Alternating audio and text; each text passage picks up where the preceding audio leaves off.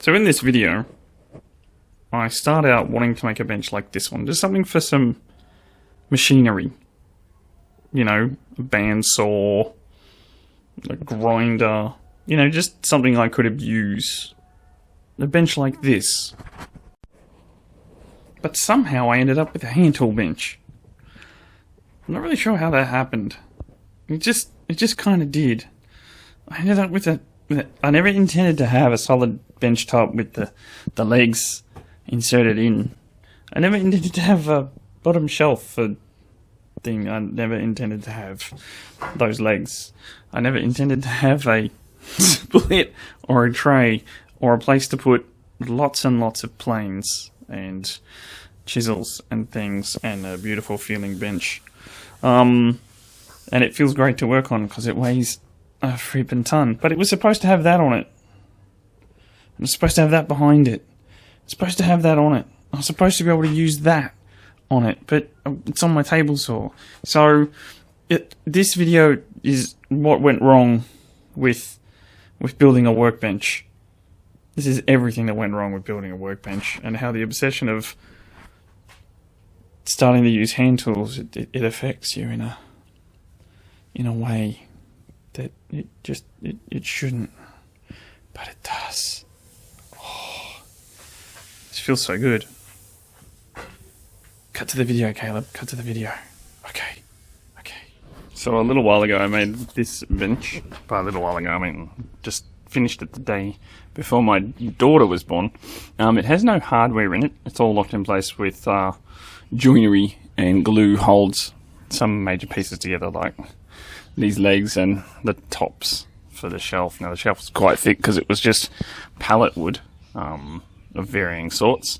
Learned a lot of lessons building this. I built it as a small. It has very little left and right movement. Front and back's a little less stable. So I learned a few lessons from that. So I'm going to see if I can improve on that with the next model. Made the mistake of not putting in some cross members down here, like mortise and tenons with pins in them. It's noisy in there. But yeah, so I'm going to run through the process of building this again. It all comes out of rough framing timber. I'm going to neaten all that up, cut it to size. Got a few other big long bits there because it's going to be like a 2 meter long table. Going to feed it through this now. It's going to be exciting because it's got dust collection on it. Yeah. Alright, so there's a couple of legs drying. I've glued them up, laminated. Yay, everyone loves laminations. So here we go, got our nice flat jointed bits. You can see I've got the screw holes on this side. The screw holes on this side are far less obvious because they're little and tiny. Well, good morning, new bench top. That's a little laminating. I just have to say, doing this much lamination in a short period of time on a hot day is not fun. Especially when it's 1.8 meters long, just under 6 foot. Well, just on 6, yeah, just under 6 foot. A couple of centimeters thick, that's about 10 centimeters, or 9 centimeters thick, 90 mil. Blah blah. Wooden clamps, hopefully they've done a good job. We've got to take all these clamps off in a minute. And then handle this enormous behemoth. And as you can see, it's not all exactly even, as good as I can try, because not all the pieces are 100%. The bottom edge I got pretty good. I'm not upset by it, so I'll just go across it with a hand plane this morning. Because I restored a Bailey number 4, and so I'm going to practice my hand plane. I tried to make sure all the grain was the right way, the same way. Didn't get a lot of squeeze out. You can see I just got beads like this one. Am I worried? I don't know. I've got a lot of glue on this. There's some spaces where it looks like it's not 100% pressed together, but that could just be the nature of the... As you can see, that looks a bit thick. I'm wondering if when I plane that down, that'll be a little more pressed together. But as you can see, I've gone with all the clamps I have. Every single one of them is involved. Sometimes doubled up. So, because the wooden clamps ain't the bestest in the world, because they tend to do that. See how it's kicked out on a slight angle? So they do a lot of pressure across that side, and you have to make sure you've got one on the almost immediate other side to pull it back in. But yeah, the bench top itself looks to have got a lot of squeeze out. Not too much though. So it looks like I put on just throwing it out. Okay. So I'm going to undo this and find out if I stuffed up or not. Okay, so I've had to move the very large block of wood that I'm working on off the glass topped, very flimsy glue up table that I use. Yes, that's the glue up table. Also functions, also doubles as outdoor table for dining. Onto my Triton Wick Center 2000 just because I think that's a little sturdier and I'm not going to break it. And buggy you, Paul Sellers, for making hand tools look so easy. But yeah, I love the feel of actually freshly planed piece of wood. It's really smooth. It's hard work, a lot harder work than he makes it look, but you can see, got a crap ton of shavings already. But yeah, keep going with the old Bailey number 4. That's doing a ripper job. Restored that recently, so don't have a 5 or a 7. Don't think I necessarily need it. This is the underside. Just want to get it mostly flat where I'm going to be putting the dovetail join and the through tenon about there. Not that my legs are big enough, to be quite honest. I don't think they're going to be fat enough, so I might have to break those legs and then have to get some new ones. But it's looking pretty good. I'll show you some more hand planing. As you can see the shine over here. The wood down really low. Unfortunately, these are grained both directions, so I get a little bit of tear out here. But oh well, it's a workbench. It's going to cop abuse, so I'm not too fussed. The ends will get chopped up nice and even all the way across.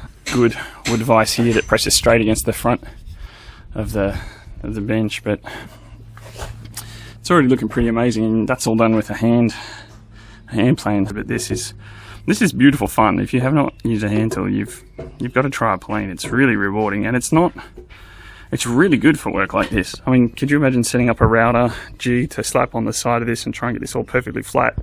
I mean, yeah, it's one level of technical awesomeness, but it'd take you.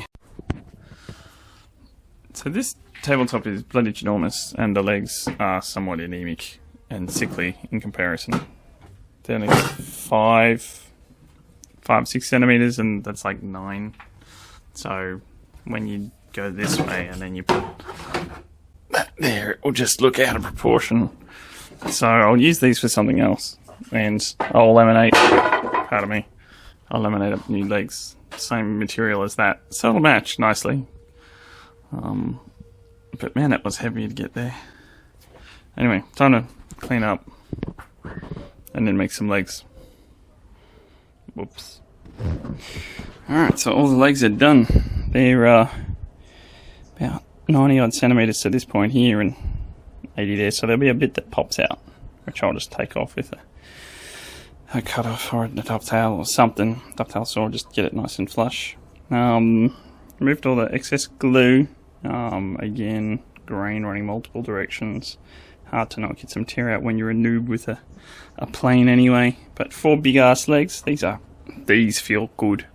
These feel strong and hefty. So now what I need to do is lie them down on the ground. Put that. Another exciting video update on the bench. Here it is. Updates and things. That looks pretty hard because I went through with the circular saw and eaten off the edges. And then I had to finish it off with the handsaw, but that's actually routed this up a heap, but I'll fix that up with a bit of sanding and whatnot. About to sand the top, just to make Andy happy. These worked out okay. They're wedge. They're not the neatest ones in the world, but that'll fill with sawdust and oil and crap over time, so I'm not too worried about that. You can see one full of sawdust. Came up okay. Learned some lessons about saws. Chopping that. Anyway, bench top on. All very neat.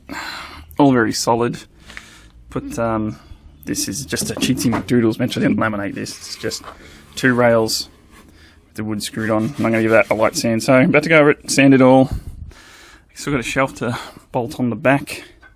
So I'm going to do what they normally put in the split top right at the back here, and then have the shelf, which I'll show you, or tray. So the tray's just been glued. That's 2 pieces laminated, one piece. And so that'll just get screwed on the back when the gaps are put in for where you just drop your chisels and your saws and whatnot. So I think this end might end up with the the Moxon vise or whatever. I'll probably put the leg vise through here. I think this is going to be the front because the back, this is not neat. So before I install it, this is my tray, which will fit lots of tools in it easily. And here's my split. So you can drop chisels, saws, whatever down there while you're working.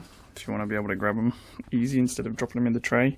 The tray's more so you can put things. This will sit at the level of the table so that things can go over it. I'm not going to have a raise for planing, etc. I'll do that in my bloody big vices, or I'll drop a flat edge into some dogs or something, because I haven't drilled any dog holes in this yet. I'll get there later, but I just thought I'd show you this before I put it in. Pretty easy to make these.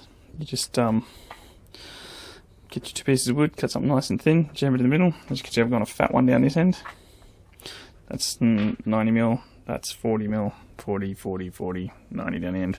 Gonna plane these off so they're nice and smooth. It's already planed down. It'll probably be dirty on the bottom, but don't care. Can sort of see the major construction at the end. Full piece, full piece, full piece, full piece, full piece. Little thin bit. Cut down piece sitting in there. All this is all glued as well. It feels really solid. So I made this at the start of the day, this section. Add this on halfway through the day.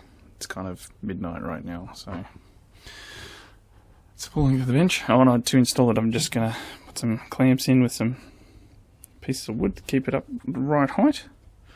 I'll slip that in and put some screws through here into the bench, as well as so look at it, glue. Look at it in all its glory, in the right spot. So just some stuff stored off the bottom shelf. That's what happens with shelves.